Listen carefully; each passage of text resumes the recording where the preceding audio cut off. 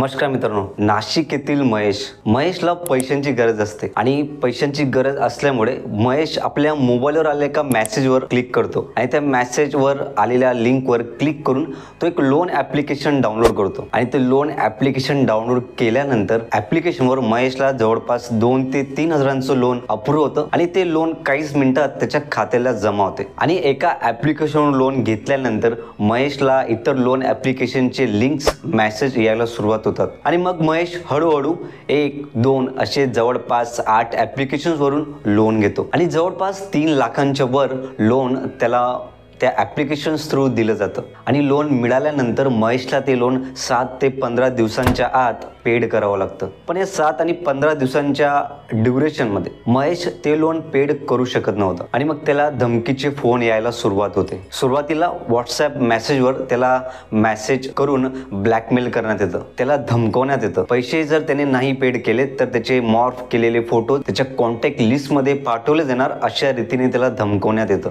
आणि एवढे करूनही महेश जर पैसे देत नाही हे जेव्हा त्यांना समजतं तेव्हा ते त्यांच्या कॉन्टॅक्ट लिस्टमध्ये त्याचे मॉर्फ केलेले फोटो त्याच्या कॉन्टॅक्ट लिस्टमध्ये पाठवायला सुरुवात करतात. त्याच्या कॉन्टॅक्ट लिस्टचा एक ग्रुप बनवून त्यात तो रेपिस्ट आहे, तो चोर आहे अशा रीतीने अश्लील भाषेचा उपयोग करून त्याची बदनामी करण्यात येते. एवढं करूनही महेश लोन रीपेमेंट करायला वेळ लावत असतो आणि जेव्हा त्यांना समजतं तेव्हा ते महेशला धमकी देतात की ज्याप्रमाणे तुझे मॉर्फ केलेले फोटो आम्ही तुझ्या कॉन्टॅक्ट लिस्टमध्ये पाठवलेत त्याचप्रमाणे तुझ्या बहिणीचे मॉर्फ केलेले फोटो आम्ही तुझ्या कॉन्टॅक्ट लिस्टमध्ये पाठवू. आणि हे पाहून महेश घाबरतो. म्हणून आपल्याजवळ असलेली 2 दुचाकी, सोने हे सर्व गहाण ठेवून महेश 17 लाख रुपये जमा करतो आणि त्यांना फोन पे, पेटीएमद्वारे त्यांना हे 17 लाख रुपयांची अमाऊंट तो त्यांना पेड करतो. एवढं पेड करूनही महेशला वाटतं की हे स्कॅम किंवा हे ब्लॅकमेल करणं, टॉर्चर करणं थांबेल. पण 17 लाखांची अमाऊंट पेड करूनही महेशला पुन्हा ब्लॅकमेल करण्यात येतं. जवळपास 3 लाखाच्या मोबदल्यात महेशला 17 लाख रुपये भरण्यात आले होते. पण हे सर्व भरूनही महेशला अजूनही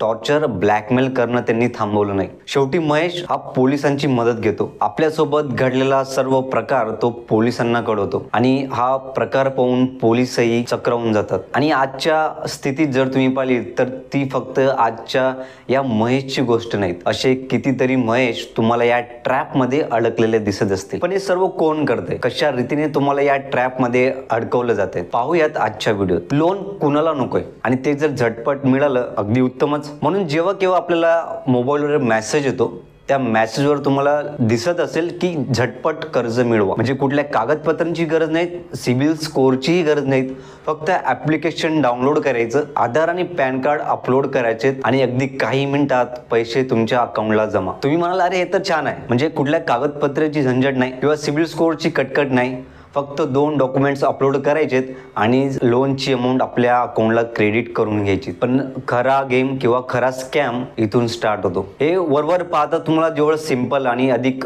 सोपं वाटतंय तेवढं हे सोपं नाही. कारण हे ॲप्लिकेशन इन्स्टॉल केल्यानंतर त्याला परमिशन्स अलाउड करतात. त्यात तुम्ही तुमची गॅलरी आणि कॉन्टॅक्ट लिस्टची परमिशन देत असतात. म्हणजेच एक प्रकारे तुम्ही तुमचा मोबाईलचा ॲक्सेस या स्कॅम करणाऱ्या लोकांच्या हातात देत असतात. आणि ज्यावेळेस तुम्हाला लोन दिलं जातं हे 7 किंवा 15 दिवसांसाठी हे लोन तुम्हाला दिलं जातं आणि या कालावधीत जर तुम्ही ते लोन रीपेमेंट नाही केलं तर सुरू होतो यांच्या वसुलीचा काळा धंदा. सुरुवातीला हे तुम्हाला पर्सनली मेसेज करतात की तुमचं रीपेमेंट ड्यू डेट आलेली आहे, तुम्ही ते पैसे पेड करून द्या. मग तुम्हाला ते कुठलं तरी UPI ID पाठवणार आणि त्या UPI ID वर तुम्हाला ते लोन रीपेमेंट करायला सांगणार. आणि जर तुम्ही त्या वेळेत रीपेमेंट नाही केलं तर तुम्हाला मग ते ब्लॅकमेल करायला सुरुवात करतात. तुमचे मॉर्फ केलेले फोटो तुम्हाला पाठवण्यात सुरुवात होते. आणि जर तुम्ही एवढं करूनही जर त्यांचे पैसे देत नसाल तर सुरुवातीला तुमचे आई, भाऊ आणि फॅमिलीत तुमच्या कॉल केला जातो आणि मग नंतर तुमच्या पूर्ण कॉन्टॅक्ट लिस्टची एक ग्रुप बनवला जातो, व्हॉट्सॲप ग्रुप बनवला जातो आणि त्या ठिकाणी तुमचे मॉर्फ केलेले फोटो पाठवले जातात. आणि समजा तुम्ही पैसे दिलेतही तरी ते पैसे तुम्ही चुकीच्या ठिकाणी पेड केलेत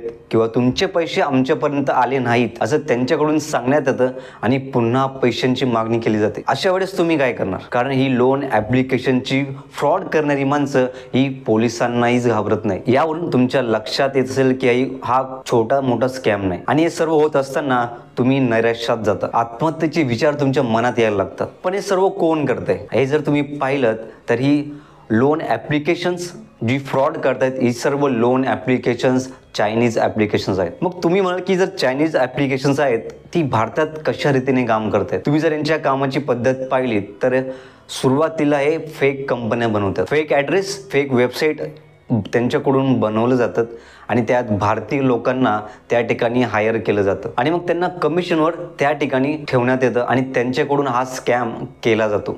आणि इथे मी 1 किंवा 2 ॲप्लिकेशनची गोष्ट करत नाहीत, अशी हजारो ॲप्लिकेशन्स तुम्हाला प्ले स्टोअरवर मिळून जातील. आणि या भारतीय लोकांना जेव्हाही चायनीज लोन ॲप्लिकेशन्स हायर करतात त्यांना ब्लॅकमेलपर्यंत ते मारण्याच्या धमकीपर्यंत सर्वतः प्रशिक्षण या लोन ॲप्लिकेशन्स थ्रू दिलं जातं. आणि या लोन ॲप्लिकेशनची नावही तुम्हाला जरा वेगळी दिसतील, जसे की handy loan, cash loan, studio loan, insta loan अशा अनेक नावाने ही लोन ॲप्लिकेशन्स प्ले स्टोअरवर तुम्हाला दिसून येतील. पण सर्वच लोन ॲप्लिकेशन्स खोटे आहेत असं नाही. मग तुम्हाला समजेल कसं की ही लोन ॲप्लिकेशन्स फेक आहेत की जेन्युइन आहेत. सर्वात आधी ते ॲप्लिकेशन NBFC रजिस्टर्ड आहे की नाही हे पाहणं तुम्हाला गरजेचं आहे. त्या लोन ॲप्लिकेशनची वेबसाईट आहे की नाही, त्याचा ॲड्रेस दिला आहे की नाही हे तुम्हाला पाहणं गरजेचं आहे. आणि या फेक लोन ॲप्लिकेशनची वेबसाईट केव्हाही नसते आणि जर असेलही तर ती फेक वेबसाईट त्यांनी दिलेली असते. हे सर्व पाहून तुम्हाला ते ॲप्लिकेशन्स फेक आहे किंवा नाही हे समजण्यास तुम्हाला मदत होईल आणि या लोन ट्रॅपमधून अडकण्याआधी तुम्ही त्यात वाचू शकता. आणि समजा जर एवढं सर्व करूनही जर तुम्ही त्या ट्रॅपमध्ये अडकलात तर सर्वात आधी घाबरून जाऊ नका. तुमच्यासोबत झालेला फसवणुकीचा प्रकार आपल्या फॅमिलीसोबत, आपल्या वरिष्ठांसोबत शेअर करा. तुम्हाला आलेला स्क्रीनशॉट, तुम्हाला आलेला मेसेजचे स्क्रीनशॉट घेऊन तुम्ही सायबर सेलला तुमची कंप्लेंट नोंदवा. कंप्लेंट तुम्ही ऑनलाईन आणि ऑफलाईन या दोघही स्वरूपात करू शकता आणि मिळालेली कंप्लेंटची PDF आपल्या मित्रांमध्ये, आपल्या नातेवाईकांमध्ये सर्क्युलेट करा. पर्सनली कॉल करून त्यांना सांगा की अशा रीतीचा फ्रॉड माझ्यासोबत झालाय आणि जर मॉर्फ केलेले फोटोज आणि कॉल जर तुम्हाला आले तर त्यांना इग्नोर करा. त्यानंतर तुम्हाला ज्या मोबाईलवर कॉल केले जात आहेत, ज्या व्हॉट्सॲप नंबरवर तुम्हाला कॉल केले जात आहेत ते व्हॉट्सॲप अनइन्स्टॉल करून तो मोबाईल नंबर काही दिवसांसाठी बंद ठेवा. आणि जर तो मोबाईल नंबर इम्पॉर्टंट नसेल तर तो मोबाईल नंबर चेंज करून टाका. मग तुम्ही म्हणाल एवढं सर्व केल्यावर हे लोन ॲप्लिकेशन्स त्यांना त्रास देणं बंद करतील का? तर उत्तर आहे थोडे दिवस तुमच्या नातेवाईकांना त्रास दिले जाईल. कारण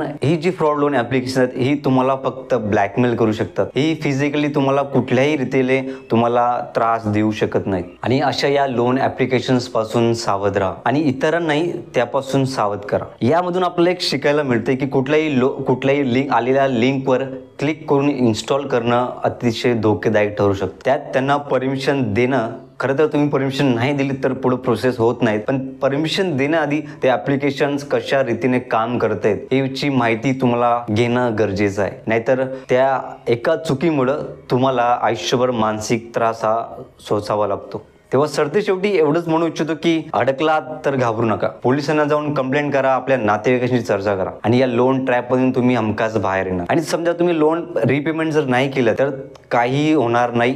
तुमच्या सिबिल स्कोअरवरही याचा इफेक्ट होणार नाहीत, कारण की हे सर्व फ्रॉड लोन ॲप्लिकेशन्स आहेत. म्हणून अडकलात तर घाबरू नका. तेव्हा व्हिडिओ आवडला असेल तर नक्कीच इतरांसोबत शेअर करा, जेणेकरून ते या स्कॅमपासून सावध होतील आणि या ट्रॅपमध्ये अडकण्यापासून वाचतील.